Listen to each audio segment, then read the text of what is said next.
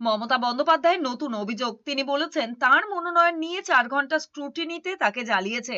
এরপরেই নির্বাচনী সভায় জনতার উদ্দেশ্যে তার প্রশ্ন, আমি ছেড়ে দেব এদের?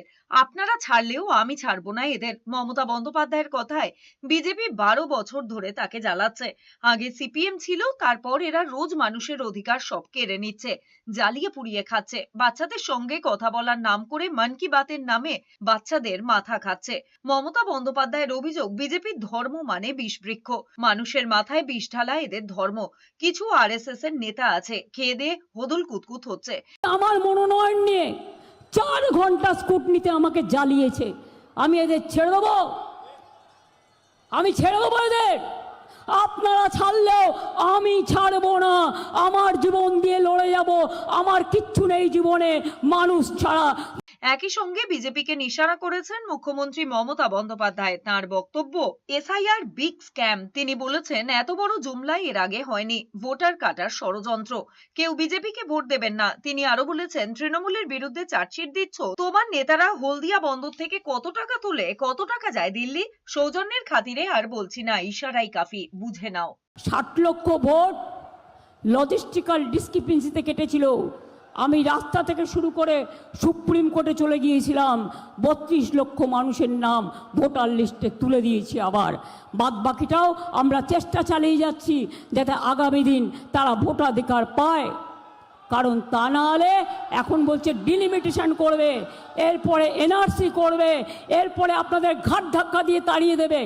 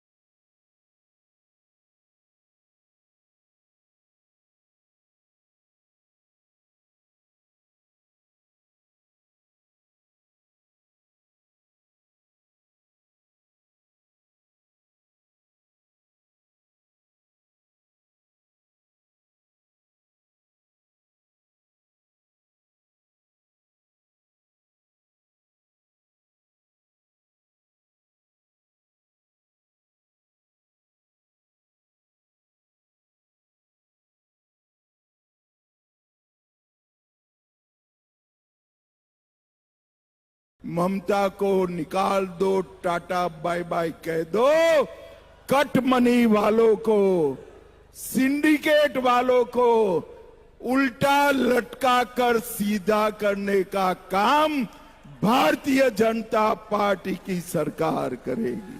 পশ্চিমবঙ্গের জনগণ ইভিএম মেশিনে পদ্মচিহ্ন খুঁজে নিলে তৃণমূলের গুন্ডাদের বিজেপি খুঁজে বের করবে। বীরভূমের বোলপুরে পল্লীমঙ্গল ক্লাবের মাঠে নির্বাচনী জনসভা থেকে ফের একবার রাজ্যের শাসক দলকে তোপ দেগেছেন কেন্দ্রীয় স্বরাষ্ট্রমন্ত্রী অমিত শাহ। ক্ষমতায় এলে কাটমানি এবং সিন্ডিকেট ওয়ালাদের উল্টো করে ঝুলিয়ে সোজা করার হুঁশিয়ারি দেন তিনি।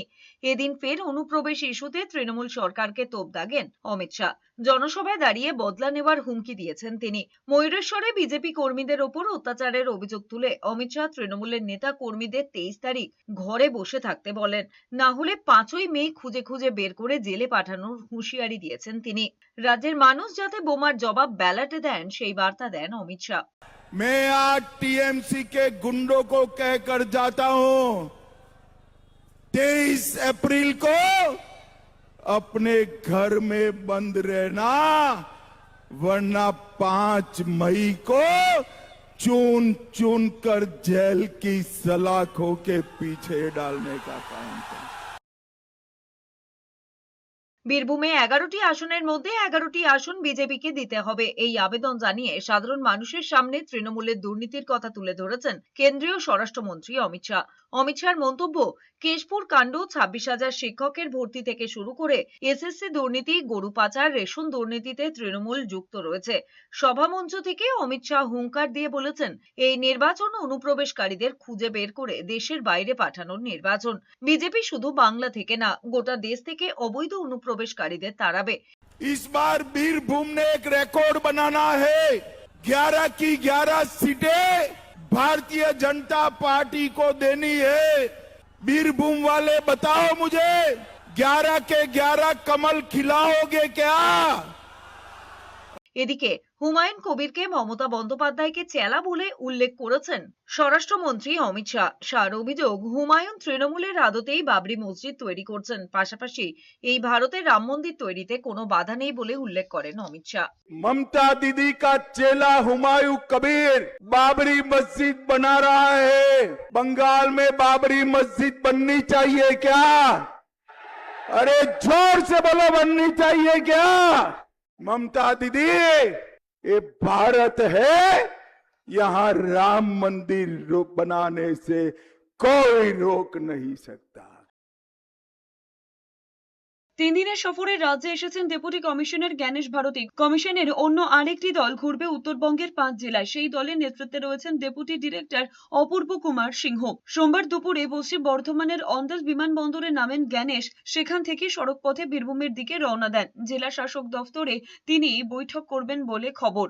ডেপুটি কমিশনার জ্ঞানেশের সঙ্গে রয়েছেন 2 জন আধিকারিক। পশ্চিম বর্ধমান, পূর্ব বর্ধমান, হুগলি, উত্তর 24 পরগনা এবং কলকাতায় আধিকারিকদের সঙ্গে ভার্চুয়াল বৈঠক করার কথা।